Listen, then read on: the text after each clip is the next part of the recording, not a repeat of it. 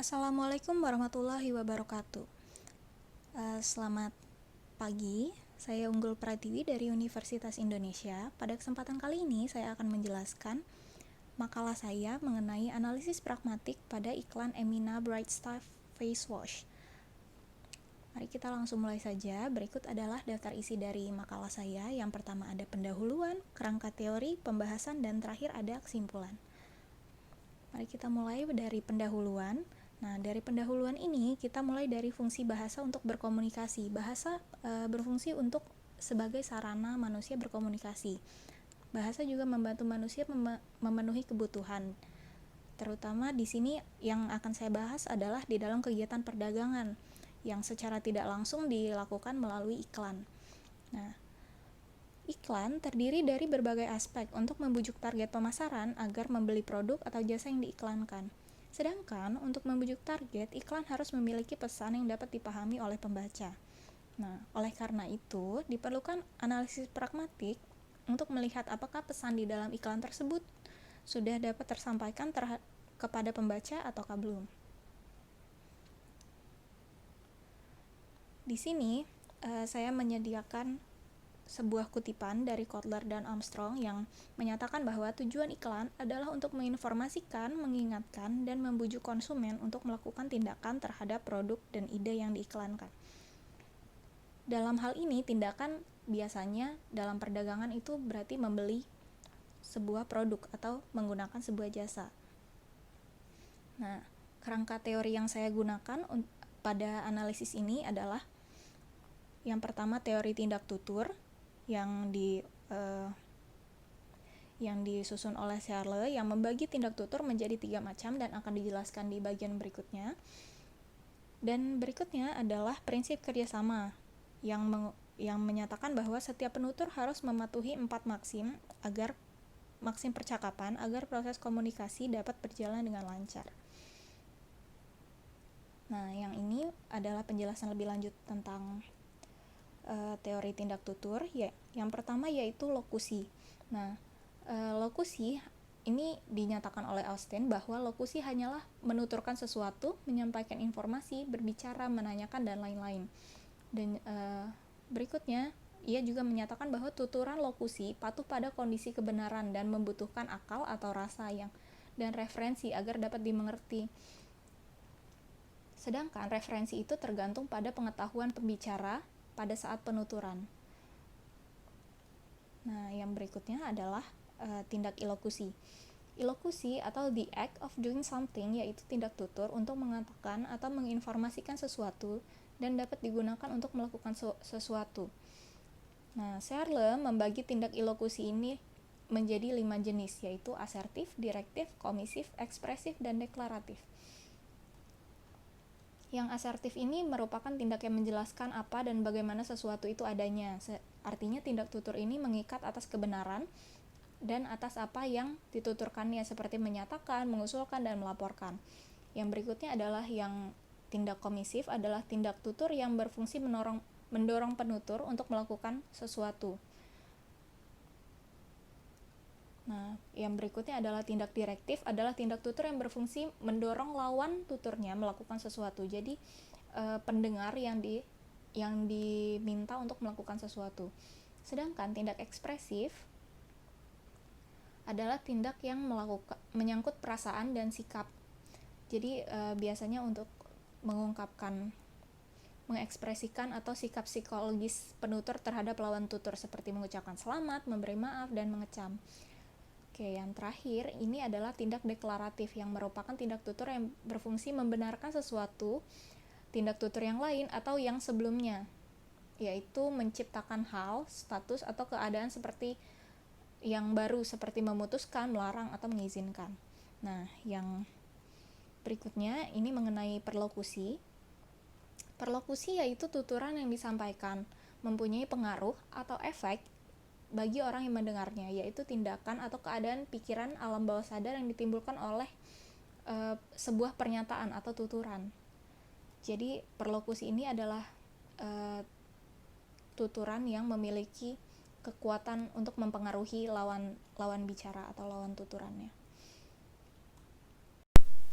Yang berikutnya adalah prinsip kerjasama, yaitu prinsip yang diungkapkan Grice dan menyatakan bahwa dalam rangka melaksanakan prinsip kerjasama ini, setiap penutur harus mematuhi 4 maksim agar proses komunikasi dapat berjalan lancar. Prinsip kerjasama itu meliputi maksim kuantitas, kualitas, maksim relevansi, dan maksim pelaksanaan.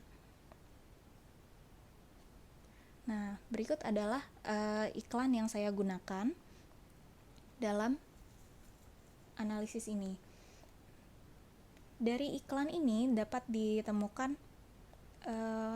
sekitar 5 tuturan, karena ini bentuknya tertulis. Nah, yang pertama ini adalah nama merek Emina, yang kedua adalah headline nama produk Bright Stuff Face Wash, yang ketiga itu subheadline produk Get Your Brighter and Healthier Skin with Your Beauty Bestie, yang berikutnya adalah tagline Beauty Bestie, dan yang terakhir tulisan Shop Now. Pada iklan Emina Bright Stuff ini,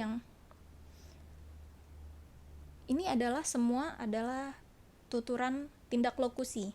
Nah, sedangkan untuk tindak ilokusinya dalam iklan ini telah diidentifikasi data sebagai berikut. Dalam tuturan-tuturan yang terpampang di layar ini, digunakan tuturan langsung pada tuturan Get Your Brighter and Healthier Skin with Your Beauty Bestie. Tuturan tersebut merupakan tuturan yang mengandung ajakan untuk meraih kulit cerah dengan menggunakan produk yang sedang diiklankan. Tuturan ini termasuk pada ilokusi direktif yang mendorong mitra tutur untuk melakukan sesuatu. Dalam hal ini, diperintahkan secara halus untuk menggunakan produk Emina yang sedang diiklankan. Tuturan terakhir yaitu text Shop Now juga merupakan tindakan direktif yang mengarahkan calon customer untuk berbelanja pada situs daring Emina.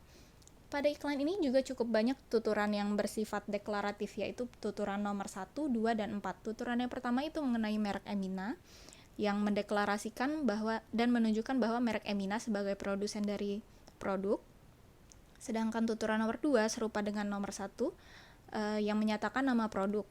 Nah, penamaan berfungsi membedakan produk ini dengan produk Emina yang lainnya, karena produsen ini tidak hanya memproduksi satu produk. Sedangkan pada tuturan nomor 4, yaitu tagline Beauty Bestie, yang menekankan produk ini sebagai sahabat remaja dalam perawatan kulit mereka. Dengan penjabaran tersebut dapat dilihat bahwa pada iklan ini digunakan dua bentuk tindak tutur, yaitu deklaratif yang difungsikan untuk memperkuat citra produk, dan deklaratif yang untuk memperkuat citra produk, dan direktif yang mengarahkan pembaca untuk membeli dan menggunakan produk yang diiklankan. Nah, berikutnya adalah tindak perlokusi. Dalam iklan Emina Bright Stuff secara keseluruhan merupakan perwujudan dari tindak tutur perlokusif. Tuturan iklan bermaksud meyakinkan, mendorong, membujuk, mendesak, dan mengajak pembaca atau calon pembeli agar membeli dan menggunakan produk yang diiklankan. Hal ini dilakukan dengan tuturan yang saling menguatkan satu sama lain untuk membentuk citra produk sebagai produk pencerah kulit. Contoh tindak perlokusi yang sangat menonjol dalam iklan ini adalah subheadline produk yang berbunyi Get Your Brighter and Healthier Skin with Your Beauty Bestie. Nah, pada tuturan ini mengandung janji bahwa produk yang diiklankan dapat mencerahkan kulit penggunanya. Pernyataan ini mengandung sebab akibat dari penggunaan produk ini secara tidak langsung meyakinkan calon pembeli untuk membeli produk.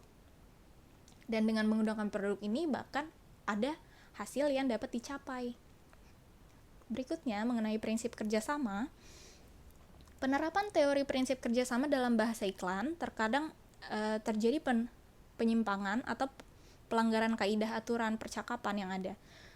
Penyimpangan yang dilakukan dimaksudkan pengiklan untuk menunjukkan adanya maksud tertentu yang ingin dicapai, yaitu membangkitkan minat pembaca sehingga tertarik menggunakan sebuah produk yang diiklankan. Bahkan kadang ada yang mengandung sedikit hal yang dilebih-lebihkan mengenai sebuah produk untuk menarik perhatian pembaca atau calon customer.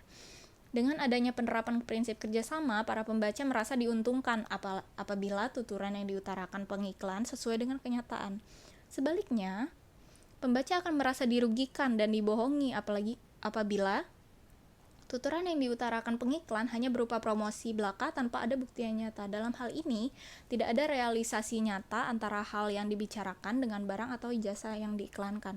Dari penjelasan tersebut, maka penerapan maupun penyimpangan terhadap teori prinsip kerjasama diterapkan dalam penelitian ini.